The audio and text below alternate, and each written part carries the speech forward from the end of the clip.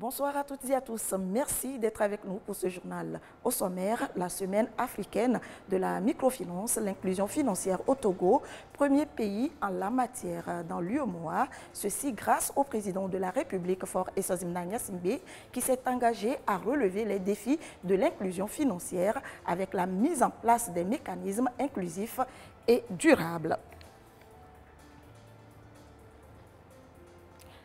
La semaine africaine de la microfinance, une foire aux investisseurs, s'est ouverte ce matin. Plus de connexions et d'échanges, 2 jours de réseautage et d'opportunités d'investissement. Et puis la 26e conférence du Zonta International District 18, bâtir un monde meilleur pour la femme et la jeune fille.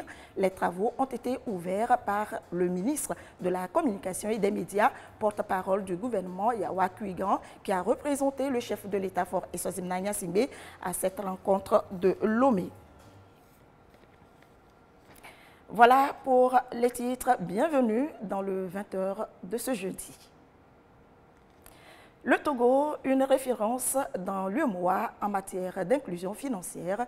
Le président de la République, Faure Essozimna Gnassingbé, s'est engagé à relever les défis avec la mise en place des mécanismes inclusifs et durables. Les résultats engrangés ces dernières années suscitent l'admiration des partenaires. Dodo Aré.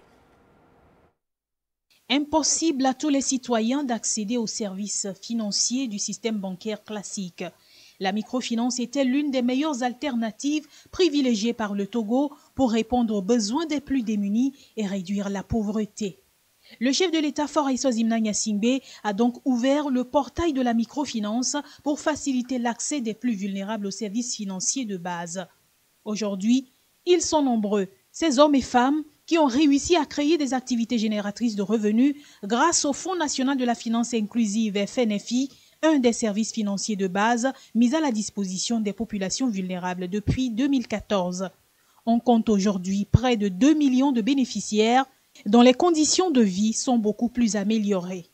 Le Togo fait bonne impression à la Semaine africaine de la microfinance avec ses résultats. Nous avons fortement apprécié que votre gouvernement a mis en place tout un ministère pour l'inclusion financière, pour la microfinance. Et c'est pour cela que nous pensons que le Togo est un point que nous allons regarder de très près pour amener cet exemple dans nos pays. Nous trouvons que le Togo est vraiment à la pointe de l'inclusion financière en Afrique de l'Ouest, avec plusieurs initiatives, notamment le FNFI, l'association professionnelle et beaucoup d'institutions financières qui jouent un vrai rôle important, notamment dans le financement, mais aussi en matière de formation sociale et de formation des couches vulnérables. Preuve du dynamisme du secteur de la microfinance et des impacts de la politique d'inclusion financière du président de la République. Une politique qui porte le Togo à la tête des autres pays de l'UEMOA en matière des services financiers adaptés aux populations vulnérables. Le taux actuel d'inclusion financière est de 85,12% contre 82,12% en 2021. Les crédits accordés par les systèmes financiers décentralisés ont également augmenté de près de 30%. Le Togo ne s'est pas arrêté au FNFI. Une large gamme de produits et services financiers personnalisés ont été orientés vers les populations ces dernières années. Microcrédit, petite épargne, transfert d'argent, tontine, il y en avait assez en fonction de la vulnérabilité des bénéficiaires. Pour les experts, il y a de quoi accentuer ces actions au regard de l'importance même de la microfinance dans le développement économique. La microfinance aujourd'hui a donc pour rôle à faire comprendre à toutes ces personnes-là que le marché de la finance n'est pas ouvert, sauf qu'aux personnes qui sont allées faire de grandes études ou bien qui ont de gros fonds d'investissement aussi. Mais chacun à sa petite échelle peut bénéficier des accompagnements, fussent-ils aussi petits, et faire partie d'un cycle complet de l'économie. Le secteur de la microfinance connaît une croissance en Afrique et au Togo en particulier. Les expériences partagées avec d'autres pays sont des acquis qu'il faut préserver pour davantage garantir l'accès pérenne des couches de la population défavorisée aux services financiers de proximité adaptés à la taille de leurs activités. La semaine africaine de la microfinance, le 3e jour, ouvre un nouveau chapitre du présent acte en terre togolaise et c'est l'ouverture du village des innovateurs. Cette édition met en avant les différentes solutions proposées par une trentaine de fintech du continent, acteurs de la démocratisation de l'accès des populations au financement via le digital. Ulrich Abega. Derrière ce ruban inaugural se déploie un éventail de stands soigneusement disposés sous cette vaste tente, offrant un cadre particulier dédié aux innovateurs du continent, ces acteurs engagés dans la démocratisation de l'accès aux services financiers. L'environnement présente une variété de solutions de haute qualité à la pointe de l'innovation et sécurisées, destinées au marché africain des technologies. Ces solutions sont conçues pour répondre aux exigences réglementaires du secteur financier, tout en favorisant l'autonomie financière croissante de la population africaine. Elles sont spécifiquement adaptées aux besoins locaux, couvrant une multitude de secteurs d'activité. Aujourd'hui, le producteur, l'agriculteur peut avoir facilement accès au financement à travers l'Agricalpin sans déposer de dossier auprès d'une IMF ou une SCFT, sans faire une longue file d'attente, sans faire des rangs, sans faire des allers-retours chez l'institution de microfinance. C'est une solution numérique qui va permettre aux organisations ou aux IMF de pouvoir centraliser les réclamations de leurs clients, de pouvoir faire le traitement de façon collaborative de ces réclamations-là et de pouvoir faire une mesure de satisfaction avec ses clients. La finalité est de pouvoir générer des statistiques et des rapports. Et sur cette base-là, l'institution pourra voir quelles sont les tendances, quels sont les objets, quelles sont les réclamations qui reviennent le plus afin de pouvoir améliorer les produits et services qu'elle offre à sa clientèle. Au total, ce sont 30 innovateurs qui participent à cette 6e édition de la Semaine africaine de la microfinance, concrétisant ainsi une coopération fructueuse entre le Togo et le Luxembourg en vue de réaliser la vision d'une inclusion financière intégrale. L'innovation est un thème qui est cher à la coopération luxembourgeoise. J'ai, au cours de mon mandat, toujours tenu à essayer d'apporter des solutions nouvelles, technologiques, mais pas que, à nos projets de développement. Dans ce contexte, je suis évidemment particulièrement heureux que nous ayons ce village où se regroupent les innovateurs dans le cadre de cette somme. L'instauration de ce village constitue l'innovation phare de cette semaine dédiée à l'inclusion financière en Afrique et marque une première au Togo. La FinTech est une composante très importante aujourd'hui dans les systèmes de microcrédit et donc nous espérons que les activités qui vont se passer sur ce site vous permettront de vous imprégner davantage et profitez-en pour faire des belles rencontres et aussi pour vous mettre au service de la microfinance. La présence croissante des fintech dans le secteur de la microfinance ces dernières années a contribué à améliorer de manière significative l'efficacité et la transparence du système. La progression du taux d'inclusion financière passant de moins de 28% en 2006 à plus de 83% en 2021 en est la preuve tangible. Et c'est en cela que le choix de Lomé pour abriter la Semaine africaine de la microfinance trouve toute son importance. À l'entrée du Centre international des conférences de Lomé, il s'anime depuis lundi des stands. Plusieurs institutions financières y prennent part et chaque stand a sa particularité, nous dit Ekwesala. Une trentaine de stands ouverts dans le cadre de la 6e édition de la Semaine africaine de la microfinance. C'est un véritable marché sur lequel toutes les institutions financières trouvent leur place. Certains pour vendre leurs services, d'autres pour nouer de nouveaux partenariats. La Confédération des institutions financières, le plus grand réseau d'effectifs de coopératives en Afrique de l'Ouest, est venu présenter ses prestations au public.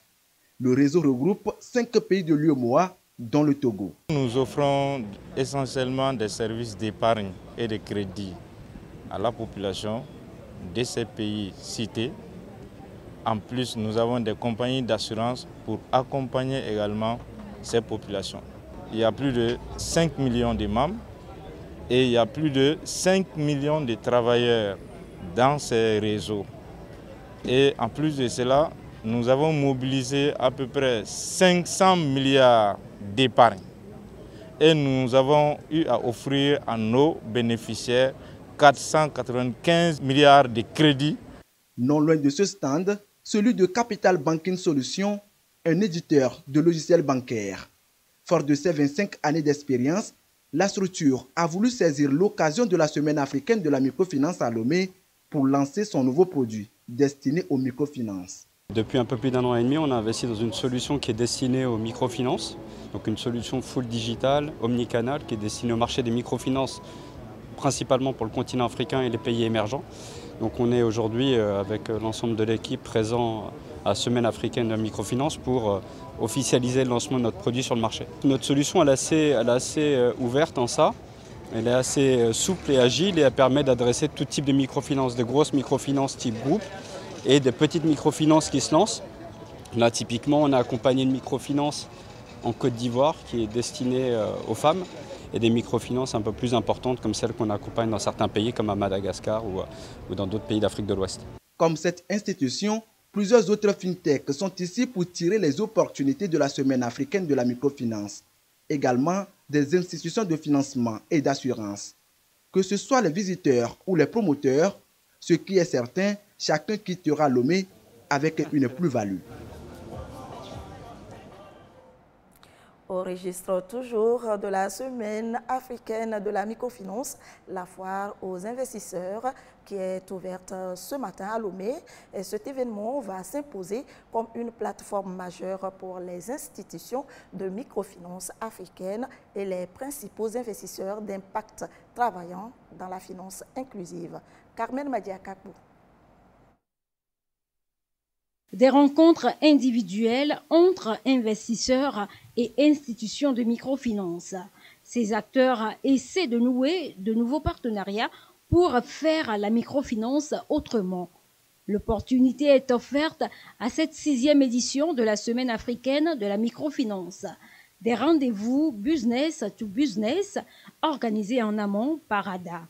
Appui au développement autonome. Au niveau des instituts de microfinance, c'est de continuer à trouver des financements pour pouvoir continuer à développer les projets sur le terrain. On le sait, hein, les IMF, ils sont au plus près du terrain, au plus près des populations. Donc c'est simplement pour faire continuer à grandir les projets, parce que du coup, sans financement, pas de projet. Cette mise en rencontre pour des financements et pour des projets de plus en plus importants. Ces rencontres ont été planifiées à l'avance à l'aide de l'application Swapcard. Aliou est représentant d'une institution de microfinance basée au Mali.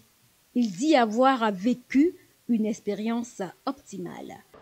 Nous voulons rencontrer les gens pour voir s'il peut y avoir des diversifications, peut y avoir des partenaires de diversification dans nos produits de crédit, notamment l'agroécologie et la biodiversité de façon générale. Nous venons de rencontrer l'institution Grameen Crédit Agricole qui est un bailleur de fonds.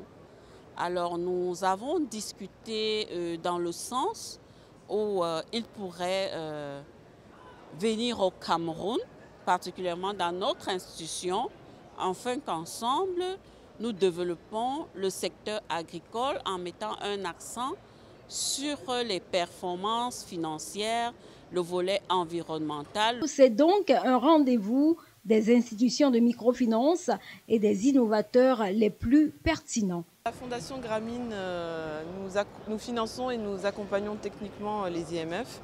Actuellement, on a des partenaires dans 36 pays, dont la majorité sont en Afrique subsaharienne. Donc c'est l'occasion pour nous de rencontrer d'autres investisseurs, de participer à des ateliers, des formations en lien avec les enjeux actuels du secteur et aussi de pouvoir rencontrer des partenaires potentiels. Les investisseurs, les institutions de microfinance et les start-up innovantes maximisent la valeur de leur temps et de leur investissement financier en participant à cet événement pendant 2 jours. Ils auront l'occasion de rentrer en contact avec des partenaires potentiels de différents pays, tous susceptibles d'avoir un impact positif sur leur organisation respective. À retenir également de ce journal la tournée de supervision de la ministre du Développement à la base, Myriam Dossou d'Almeida, dans le Yoto. Objectif échanger avec les bénéficiaires de l'ANADEB, l'Agence nationale d'appui au développement à la base, sur les produits mis à leur disposition. Yasmine Kodia pour plus de précision.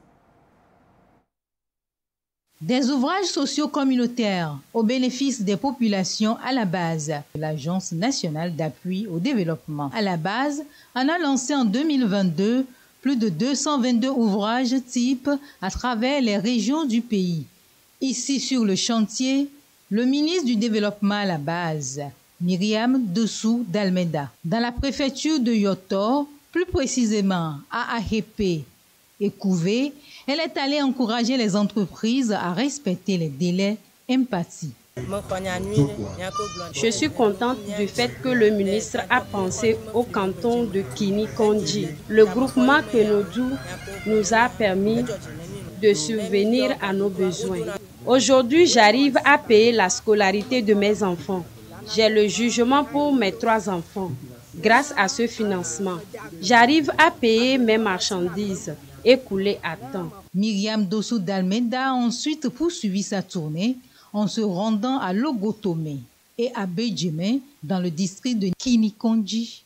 Là-bas, elle a eu des échanges fructueux avec les populations qui bénéficient des initiatives de l'Agence nationale d'appui au développement. À la base, ces populations se sont montrées enthousiastes quant aux micro-projets réalisés et aux avantages du Fonds d'appui aux collectivités territoriales FAT qui leur a été octroyé. Il est important que nous allons sur le terrain pour voir comment est-ce que les entreprises progressent dans la réalisation de ces ouvrages-là. Certains ont déjà été réceptionnés, on les a vus, mais nous devons faire ce tour pour voir quel est le niveau d'avancée dans la réalisation des chantiers, parce que ces chantiers sont la manifestation de besoins des populations et nous avons le devoir de nous assurer que les promesses qui sont faites aux populations sont réalisées et sont concrètes. J'ai vu des dames épanouies qui racontent leur aventure, qui disent à quel point ça leur a fait du bien, ça leur est utile aujourd'hui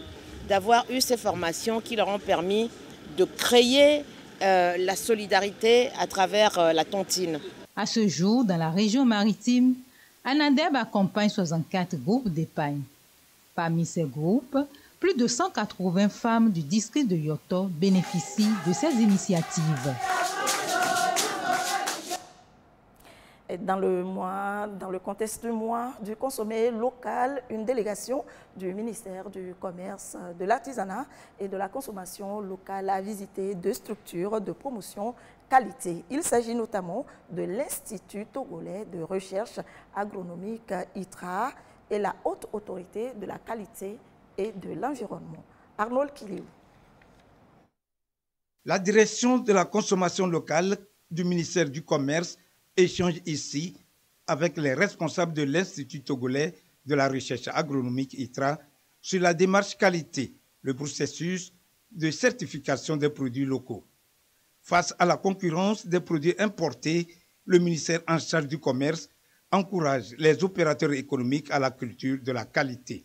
Et l'ITRA y joue sa partition. L'ITRA, en plus des procédés de transformation qui sont développés, il y a également le laboratoire de contrôle qualité qui est là, qui contrôle les aliments au niveau du pays et qui contrôle les produits locaux qui sont transformés sur le plan nutritionnel, mais en même temps sur le plan contaminant, afin de protéger la santé des populations. Nous faisons partie de l'infrastructure qualité du pays et nous travaillons depuis des années sur les certificats de salubrité, l'accompagnement des producteurs locaux en matière de qualité. La Haute Autorité de la qualité et de l'environnement HOC est une structure en charge de gestion et de promotion de la qualité au Togo.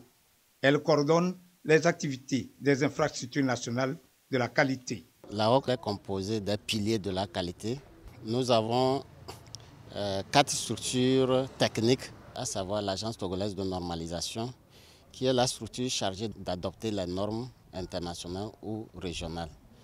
Nous avons également l'agence togolaise de métrologie qui est la structure qui a pour mission de coordonner les activités de métrologie. La métrologie, c'est quoi? L'étalonnage des instruments de mesure, la vérification des instruments de mesure également. Et nous avons également le comité togolais d'agrément qui est chargé des questions d'évaluation de la conformité. Pour pouvoir certifier un produit, on a besoin d'un laboratoire qui doit faire les analyses et fournir le rapport d'analyse. C'est l'organisme national, le quota, qui certifie les produits. Aucun laboratoire au niveau national ou au niveau régional, selon les standards internationaux et régionaux, ne certifie un produit. Nous avons également l'agence togolaise pour la promotion de la qualité qui est chargée de faire la promotion de la culture qualité. À travers le mois du consommé local, le ministère en charge du commerce veut sceller davantage les liens de collaboration entre les structures de qualité et les opérateurs économiques. Objectif, défier toute concurrence en mettant sur le marché des produits et services de qualité. Nous sommes donc en plein dans le mois du consommé local. Cette 4e édition a été lancée à Palimé, dans le Cloto, pour le compte de la région des Plateaux. Il s'agit pour les acteurs, à travers cet événement, de promouvoir et valoriser les produits locaux, mais aussi de réfléchir pour un engagement visant à intensifier les actions pour davantage stimuler la consommation des biens et services made in Togo. Silver Abdou. Ces produits sont transformés sur place ici au Togo et ceci à base des ressources locales. Ils sont exposés ici à Palimé dans le Cloto dans le contexte de la célébration du mois du consommé local. Une manière pour les visiteurs de découvrir le génie des opérateurs économiques. Nous avons eu l'honneur de voir les producteurs qui ont installé plusieurs stands avec différentes sortes de produits locaux faits à base de produits naturellement produits chez nous, des produits bio, de consommation alimentaire, des produits cosmétiques, diverses boissons. Et donc, c'est un grand plaisir pour nous. Entre autres produits, du cacao et du noix de cajou transformés en des produits dérivés. Vous avez la poudre de cacao que nous avons nommée coco purement togolais, qui veut dire la poudre de cacao. Vous avez le chi cacao qui est comme Ovaltine européen ou Ovaltine américain, qui est fait pour le petit déjeuner. Le beurre de cacao, que nous avons dénommé également kokomi, qui signifie en langue locale le beurre de cacao. Vous avez ici une crème à base de beurre de cacao qui se nomme Tchoubedje. Ça veut dire c'est la crème pour la beauté. Et cette initiative qui a été mise en œuvre par les autorités de notre pays et que nous saluons, qui répond vraiment à la vision du chef de l'État, qui est de valoriser tout ce que nous produisons pour pouvoir créer de la valeur et créer de la richesse. Nous avons présenté nos produits. Il y a les jus de pommes de cajou, il y a l'alcool de cajou et autres produits. La célébration du mois du consommé local est aujourd'hui à sa 4e édition. À cette phase régionale, il s'agit pour les acteurs de la région des Plateaux de réfléchir sur le thème de l'année intitulé « Quelle stratégie pour stimuler la consommation des biens et services locaux ?» Une manière d'intensifier les actions pour une véritable promotion des produits locaux. La particularité de cette édition, c'est de faire l'état des lieux, le bilan de ces dernières éditions précédentes afin de stimuler, définir des stratégies pour renforcer la compétitivité de nos entreprises, que ce soit sur le plan national, régional et international. La célébration du mois du consommé local est donc une initiative pour encourager la consommation locale ainsi que les acteurs à s'engager dans la production, la transformation et la commercialisation pour la création d'emplois et de richesses. La campagne de commercialisation du soja est lancée au Togo. Soja graine Borchamp, le prix est fixé à 200 francs CFA le kilo, soit une baisse de plus de 30% par rapport à l'année dernière. Cette campagne va s'étaler sur la période courant du 18 octobre 2023 au 17 octobre 2024. Marie-Ange Bida. 200 francs CFA le kilo de soja, pas moins. C'est à ce prix que sera acheté le produit Borchamp. Un prix plancher sur lequel se sont accordés tous les acteurs de la filière. Le CIFS, Conseil interprofessionnel de la filière soja au Togo, et les familles professionnelles. Prix plancher parce que c'est le prix en dessus duquel aucun acheteur ne peut aller acquérir la graine. Mais au-delà, oui. Ainsi s'ouvre la campagne de commercialisation 2023-2024 du soja. Producteurs, transformateurs et exportateurs la veulent exempts de querelles et toute autre difficulté.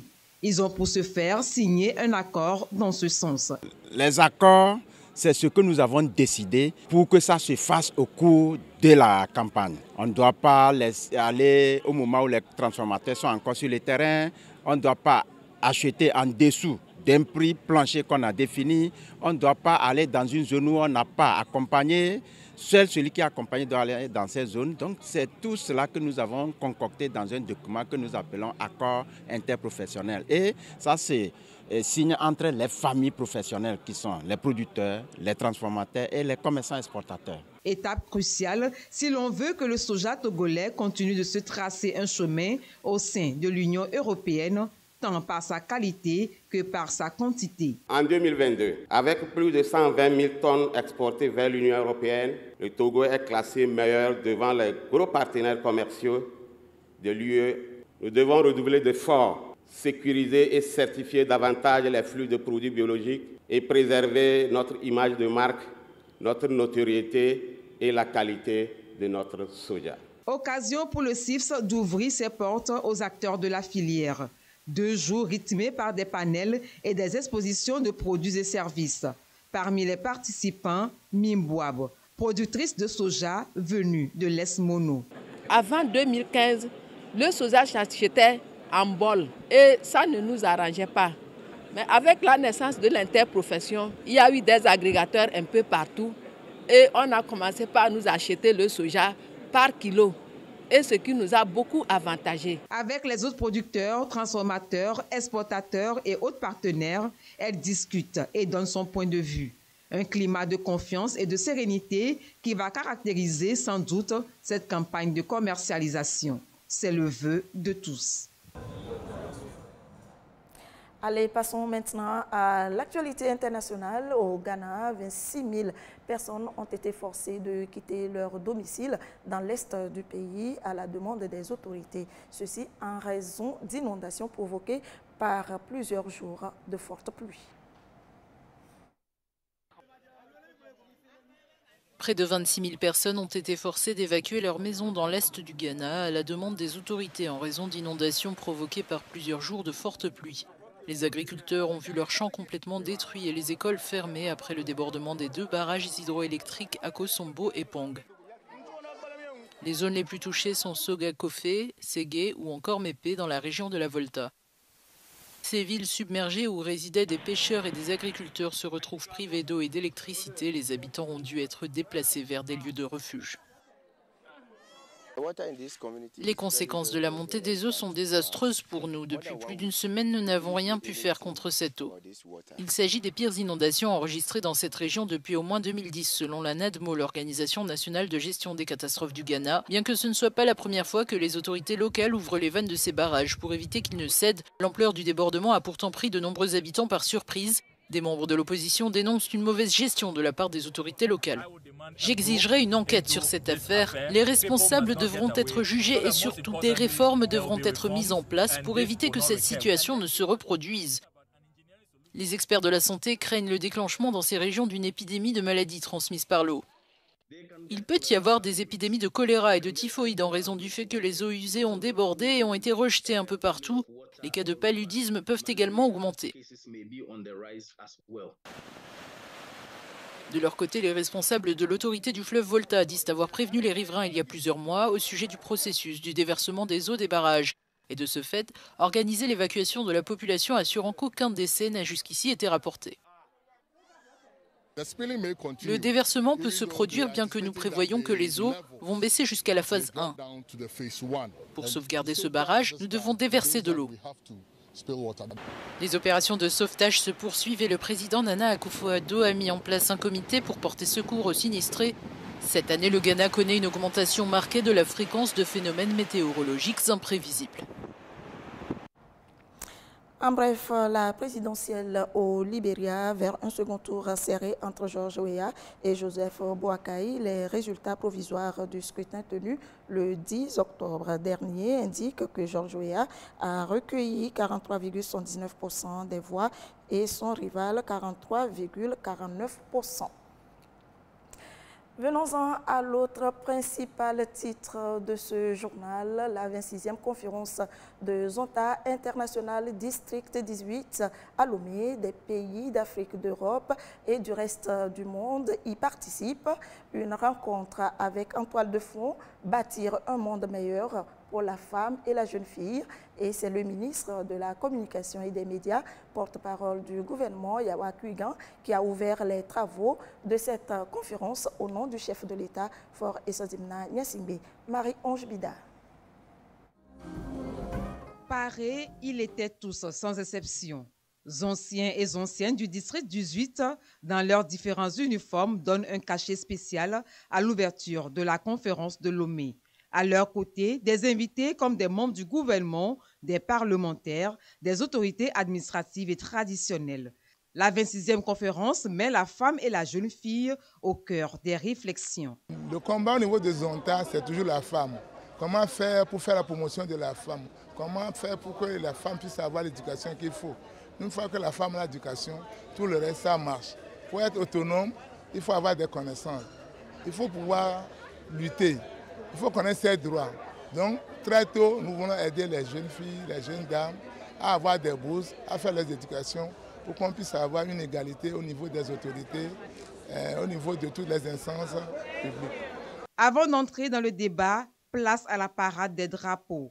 Elle voit défiler les USA, pays d'origine du Zonta international, le Togo, pays hôte, et une dizaine d'autres pays, tous membres du Zonta. Puis vient la conférence inaugurale qui porte sur l'autonomisation de la femme et de la jeune fille par le plaidoyer et le service. C'est important que nos associations, nos organisations fassent une compilation des héroïnes africaines que le continent a déjà connues, comme les Nana Benz, comme le président Ellen Johnson Sirleaf, comme Wangari Maathai, qui ont marqué l'histoire, et que ce n'est pas même l'histoire, ça peut aider les enfants là à comprendre et à vraiment prendre en compte l'importance d'être illettrés, d'être bien éduqués et pour le service et le développement de notre continent. Des femmes d'exception battantes qui inspirent le Togo, pays hôte de l'événement, on a. Elles sont ministres, parlementaires, directrices, commerçantes et j'en passe. Connues ou anonymes, leurs droits sont protégés par le cadre juridique togolais. Yawa Kuigan, ministre de la Communication et des Médias, porte-parole du gouvernement, représentant le chef de l'État, Fort Esodimna Nyasingbe, en donne un bref aperçu. L'engagement du gouvernement togolais est clair et sans embâche. Le Togo en paix, moderne et prospère, avec une croissance économique inclusive et durable, auquel nous travaillons, est un pays exempt de discrimination, un pays où les hommes et les femmes disposent de chances égales pour se former, se construire, s'épanouir, participer au développement national et jouir ensemble des fruits de l'effort commun. Cette vision, impulsée par le chef de l'État, son Excellence Fort Esodimna Nyasingbe, est expressément libellée dans l'axe stratégique numéro 1 de la feuille de route 2020-2025, dont l'ambition est de renforcer l'inclusion et l'harmonie sociale et de garantir la paix. Le Togo a ainsi renforcé continuellement son cadre juridique pour prendre en compte les aspects liés au genre, promouvoir l'équité et accroître significativement la représentation des femmes dans toutes les sphères de la vie publique.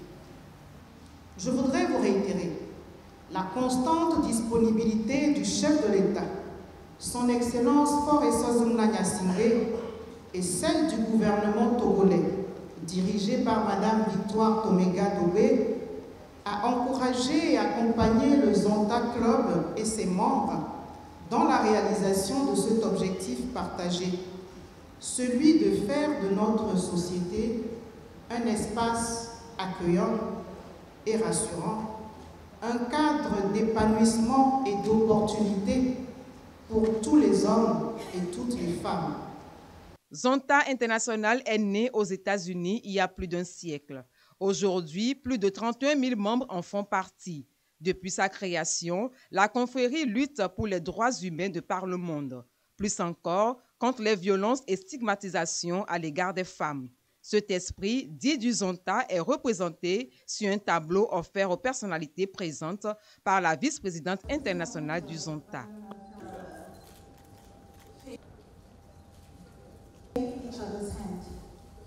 Les travaux vont durer 3 jours. Entre 2 séances, les différentes délégations immortalisent l'instant, en emportant avec elles un peu du Togo.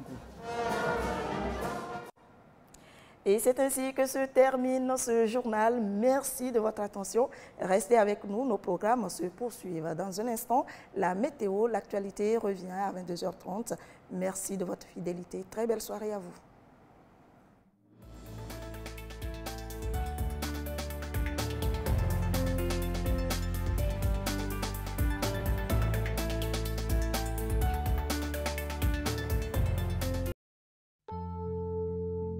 L'instant météo avec l'Agence nationale de la protection civile.